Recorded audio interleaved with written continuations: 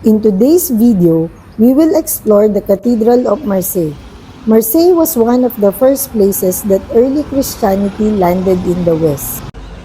Multiple stories surround the exact date of Christianity's arrival and the question of who exactly brought it.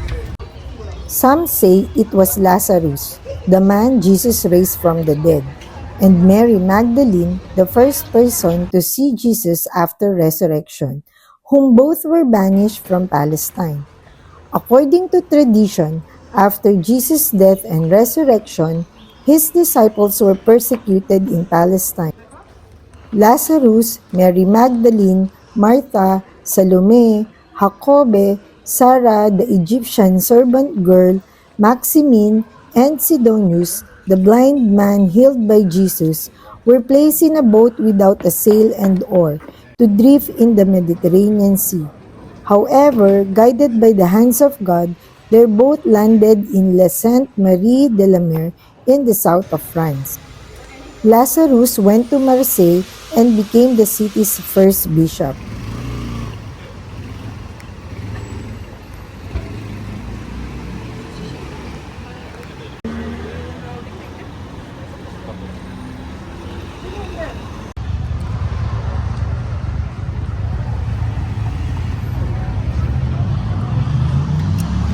This is the Cathedral of Marseille, also known as the Saint Mary Major Cathedral.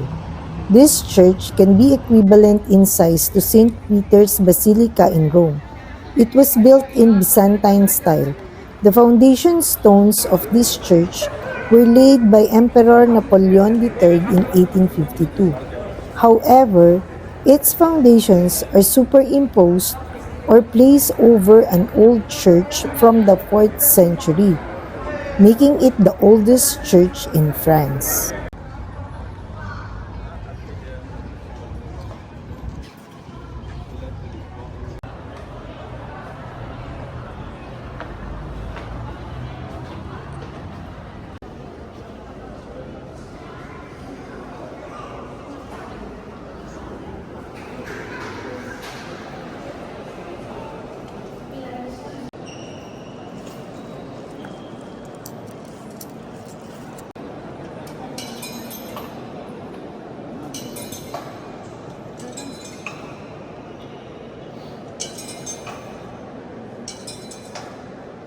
One of the reasons we've come to the Cathedral of Marseille is to bear witness to one particular site, the Chapel of the Skull Relic of Lazarus of Bethany, the man Jesus raised from the dead.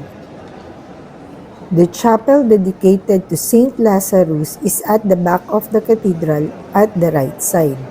His golden statue with a bishop's hat and holding a crook is on the altar of the chapel, while his skull relic in a box made of gold and glass is at the right side of the altar.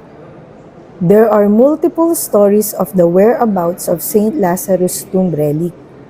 An Orthodox church in Larnaca, Cyprus, claims they have the saint's tomb. Here in Marseille, they claim to possess the skull relic of St. Lazarus, and that his body is buried in a church in Autun, France.